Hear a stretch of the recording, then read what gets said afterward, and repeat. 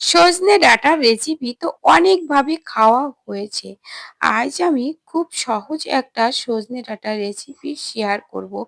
মাত্র একটি মাত্র মশলা দিয়ে এই রেসিপিটা তৈরি করব। খেতে কিন্তু দারুণ লাগবে গরম ভাতের সাথে। নমস্কার বন্ধুরা, সবাই কেমন আছো? আশা করি সবাই ভালো আছো। আমার পল্লীর জননী কুক সেন্টারে নতুন একটা পর্ব দেখার জন্য স্বাগতম। এখন সিজন চেঞ্জের সময় এই সজনে ডাঁটা না খুবই উপকারী। তো আর তেমনি সহজ একটা রেসিপি। কোনো ঝামেলা নেই। ঝামেলা ছাড়াই কিন্তু এই রেসিপিটা খুব সহজে তৈরি হয়ে যাবে। তো সবাই দেখতে থাকুন যে আমি এই রেসিপিটা কিভাবে তৈরি করলাম। তো নিয়েছি দেখো সজনে ডাঁটা। সজনে ডাঁটাগুলো এখন কেটে ধুয়ে পরিষ্কার করে নেব। তো দেখো আমরা কিন্তু সবাই রান্না করতে পারি, কিন্তু আমি কিভাবে রান্না করি তো সেই ভিডিওটাই কিন্তু তোমরা দেখতে থাকো। আর দেখার শুরুতে কিন্তু একটা লাইক করে দিও। তো এই যে দেখো আমি এখানে সজনে ডাঁটা কেটে নিয়েছি আর আলু কেটে নিয়েছি। আর ছোট দেখে দুটো টমেটো আর একটা বেগুনের হাফ আছে আর কয়েকটা চেরা কাঁচা লঙ্কা।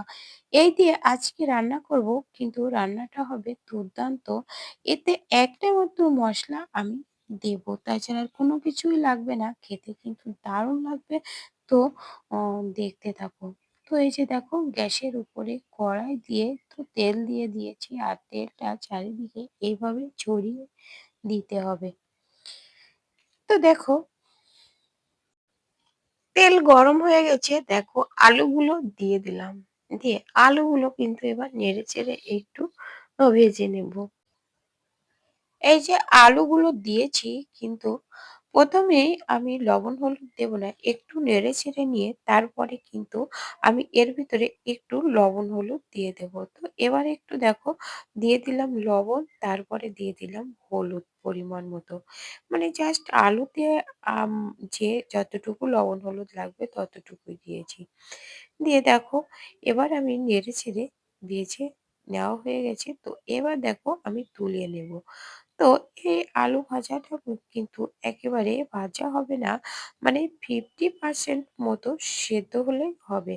তো দেখো এবার যে তেল আছে ওই তেলের ভিতরে যে আমার কেটে রাখা বেগুনটা ছিল সেই বেগুনগুলো দিয়ে এবার নেড়ে চেড়ে ভেজে তুলে নেব। কিন্তু এই বেগুনের ভিতরে আমি একটু লবণ মাখিয়ে রেখেছিলাম। তো এজন্য আগে থেকে একটু লবণ মাখিয়ে নিলে কিন্তু বেগুন দিয়ে তেল বের হয়। তো আর এদিকে দেখো, তো সে লবণটা দিয়েছিলাম আমি অফ ক্যামেরায়, এজন্য দেখাতে পারিনি। তো এই যে দেখো মানে নেড়েচেড়ে ভাজতে দেখো কতটা তেল বের হয়েছে। আর এদিকে দেখো আমি একটা বিশেষ মসলা আমি রেডি করে নেব, শিলপাটাতে বেটে নেব। তার জন্য দিয়েছি দেখো আমি ১ চামচ মতো জিরে, আর এই যে হাফ চামচ মতো সরিষা। শুধু এই জিরে আর সরিষাটাই বেটে দেব। তোমরা চাইলে কিন্তু মিক্সিতেও কিন্তু এটা বাটনা করে নিতে পারো। কিন্তু আমার মনে হয় শিলপাটাতে বাটা মসলা দিয়ে রান্না করলে স্বাদটা যেন বেশি ভালো লাগে। তো এই যে দেখো বাটা হয়ে গেছে। এবার দেখো কড়াইতে দিয়ে দিলাম আর একটু সরিষার তেল।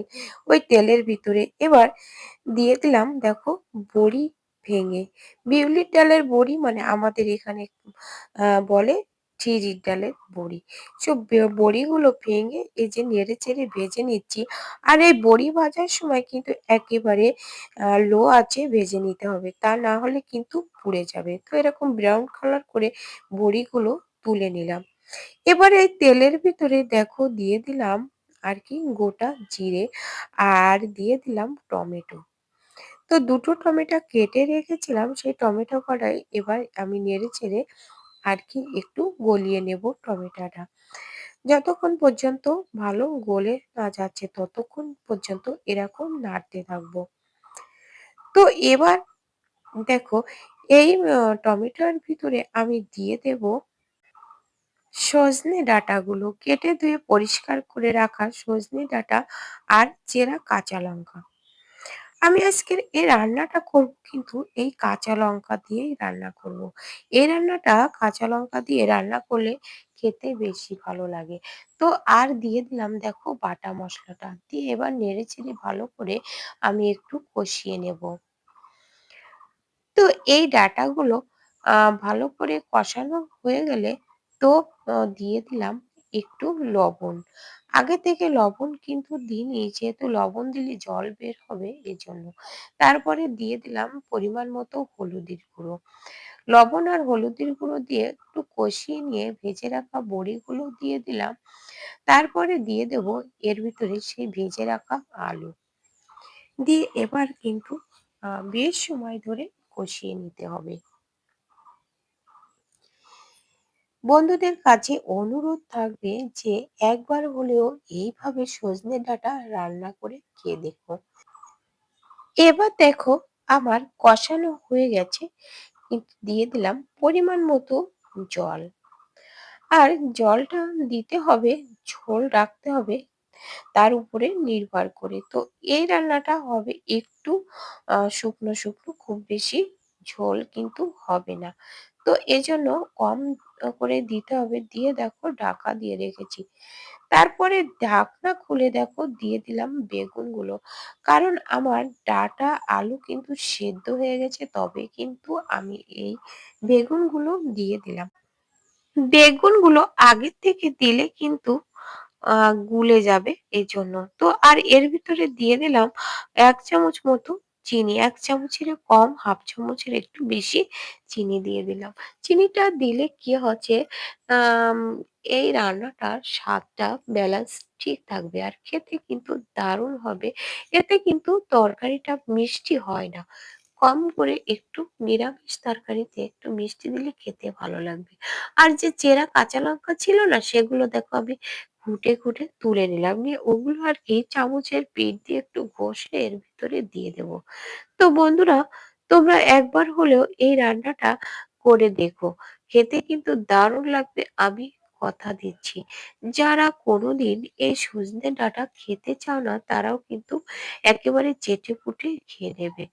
তো দেখো, এবার দেখো আমি গ্যাস বন্ধ করে আমি নামিয়ে নিলাম। তো দেখো বন্ধুরা, ঠান্ডা হওয়ার পরে কত সুন্দর হয়েছে। কালারটা যত সুন্দর এসেছে, খেতেও কিন্তু দুর্দান্ত হয়েছে। তোমরা একবার হলেও এইভাবে রান্না করে খেয়ে দেখো, আমার অনুরোধ রইল। তো তোমাদের কাছে আজকের ভিডিওটা কেমন লেগেছে কমেন্ট করে জানাতে কিন্তু ভুলো না। আর একটা লাইক দিতে ভুলে গেলে একটা লাইক করে দিও। আর নতুন বন্ধুরা আমার চ্যানেলটা সাবস্ক্রাইব করে পাশে থেকো। তো বন্ধুরা, আজ এ পর্যন্ত। দেখা হবে পরবর্তী ভিডিওতে। ততক্ষণে তোমরা ভালো থেকো, সুস্থ থেকো। নমস্কার বন্ধুরা।